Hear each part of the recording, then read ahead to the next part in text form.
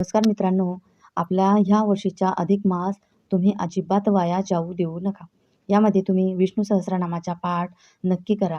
तुमच्याकडनं पाठ होत नाही तर तुम्ही विष्णू सहस्रनाम हे व्हॉईसवर ऐकू शकता किंवा मोबाईलवर सुद्धा ऐकू शकता. म्हणजे फक्त कानांनी ऐकला तरी चालेल किंवा व्हिडिओ बघितला तरी चालेल.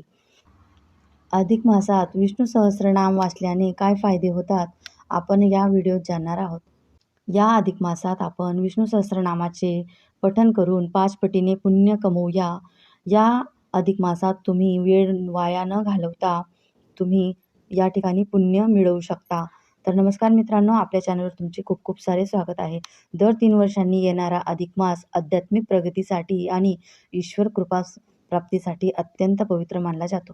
या महिन्याला पुरुषोत्तम मास असेही म्हणतात, कारण या महिन्याचे स्वतः भगवान श्रीकृष्ण म्हणजेच श्री विष्णू म्हणजेच म्हणतात. पण तुम्हाला माहीत आहे का, या अत्यंत दुर्मिळ आणि पवित्र महिन्यात विष्णू सहस्रनामाचे पठण केल्यास त्याचे काय महत्त्व आहे, किती पटीने त्याचे फळ मिळते.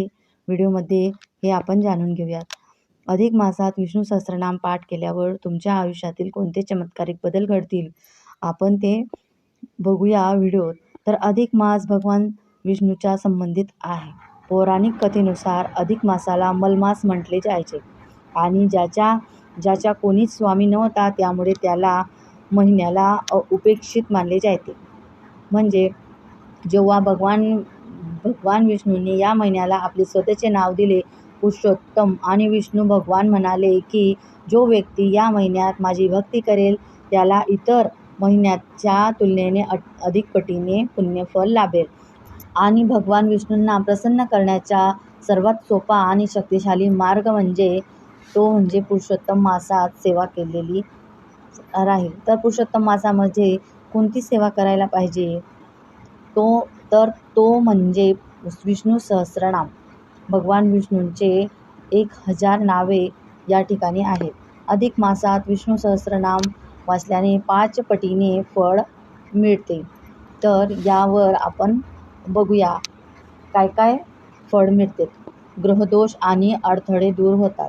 अधिक मासात विष्णू सहस्रनामाचे पठण केल्यावर कुंडलीतील विशेष बृहस्पती, गुरु आणि राहू केतू दोष शांत होतात. जर तुमच्या कामात वारंवार अडथळे येत असतील तर या महिन्यात दररोज सकाळी विष्णू सहस्रनामाचे वाचन करा.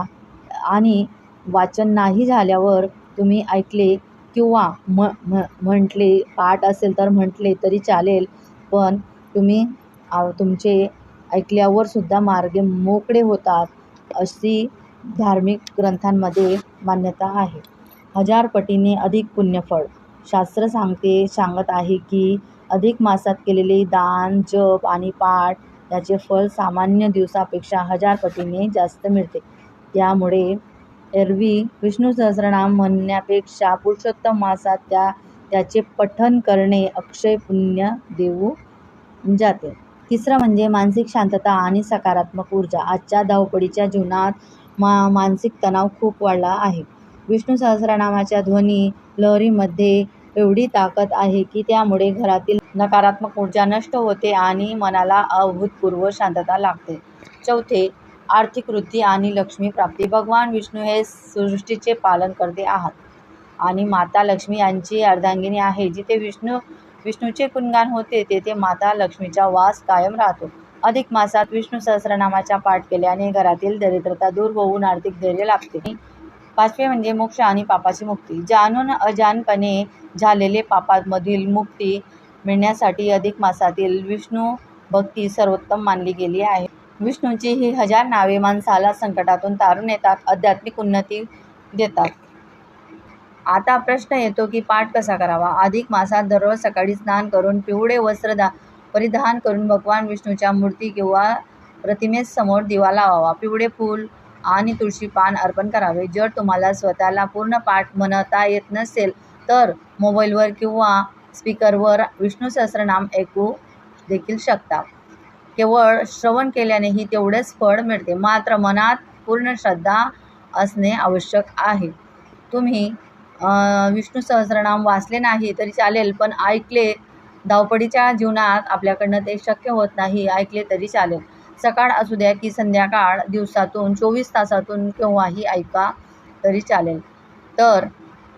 तर मित्रांनो, ह्या येणाऱ्या अधिक मासाला अजिबात वाया जाऊ देऊ नका. दररोज विष्णू सहस्रनामाचा पाठ करा किंवा श्रवण करा आणि भगवान पुरुषोत्तमाचा आशीर्वाद मिळवा.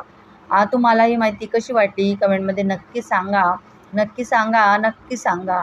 व्हिडिओ आवडल्यास लाईक करा आणि तुमच्या मित्रांना, परिवारांना नक्की हा व्हिडिओ शेअर करा, जेणेकरून त्यांनाही या पुण्याचा लाभ घेता येईल. आणि हो, अशाच अधिक आणि धार्मिक माहितीसाठी आपल्या चॅनलला सबस्क्राईब करायला विसरू नका.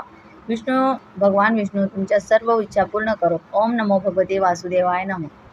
ओम नमो भगवते वासुदेवाय नमः. ओम नमो भगवते वासुदेवाय नमः. व्हिडिओ ऐकल्याबद्दल धन्यवाद.